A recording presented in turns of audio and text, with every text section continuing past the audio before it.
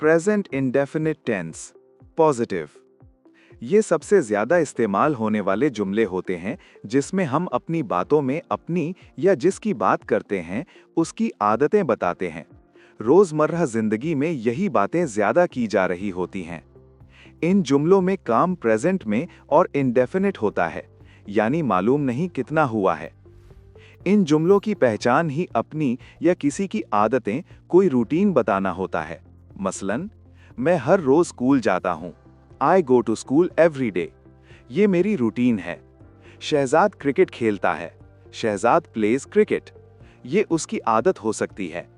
इनकी यानी present indefinite tenses की उर्दू के लिए जुमलों की पहचान होती है कि जुमलों के आखिर में आता है ता है, ती है, ते हैं, ता हूं, ती हूं। मतलब अगर कोई बात हो रही हो, आखिर में ये आए तो समझ जाना ये प्रेजेंट इंडेफिनिट टेंस है। इनकी इंग्लिश इस स्ट्रक्चर के मुताबिक बनती है। प्रेजेंट इंडेफिनिट के पॉजिटिव का स्ट्रक्चर, यानी जुमले या मुस्बत जुमले बनाने का तरीका। सबसे पहले सब्जेक्ट प्लस वर्ब की फर्स्ट फॉर्म प्लस एस या ईएस प्लस ऑब्जेक्ट।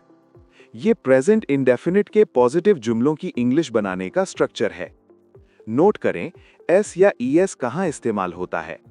जब जुमले में कोई तीसरा बंदा हो जिसके बारे में बात की जा रही हो और वो अकेला हो, तो वर्ब की फर्स्ट फॉर्म के साथ एस या ईएस मिलकर लगेगा। जैसे ही ड्राइव्स अ कार, वो कार चलाता है। इस जुमले में वो जो कार चलाता है वो कोई तीसरा बंदा है और अकेला भी है।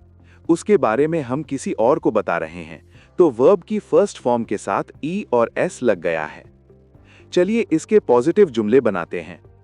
हम स्कूल जाते हैं। We go to school. सबसे पहले सब्जेक्ट, फिर वर्ब की फर्स्ट फॉर्म, लास्ट में ऑब्जेक्ट आ गया। और जुमले जैसे मैं किताब पढ़ता हूं। I read a book. वो सोता है। ही स्लीप्स। वो जो सोता है उसके बारे में हम किसी को बता रहे हैं, वो कोई तीसरा बंदा है और अकेला भी है, तो वर्ब की फर्स्ट फॉर्म के साथ एस लग गया है। और एक बात कि जुमलों के आखिर में ता है, ती है, ते हैं, ताहू भी आ रहा है। स्टूडेंट्स, ये एक बात नोट करके रख लें कि प्रेजेंट इंडेफिनिट के और पास्ट इंडेफिनिट के पॉजिटिव के जुमलों में हेल्पिंग वर्ब इस्तेमाल नहीं होती। आपने साथ के साथ इनके स्ट्रक्चर नोट करने हैं, साफ सुथरा करके लिखने हैं और जहन नशीन करना है, और जुमलों की पहचान को भी समझना है। इनके साथ वर्ब भी इनकी फॉर्म के साथ याद करना होंगी। मॉडर्न वर्ल्ड में अब वर्ब ऑफ फॉर्म एक जैसी ही हैं जो इस्तेमाल होती हैं। मुझे उम्मीद है कि यहाँ तक आप बगैर किसी डाउट के समझ चुके होंगे।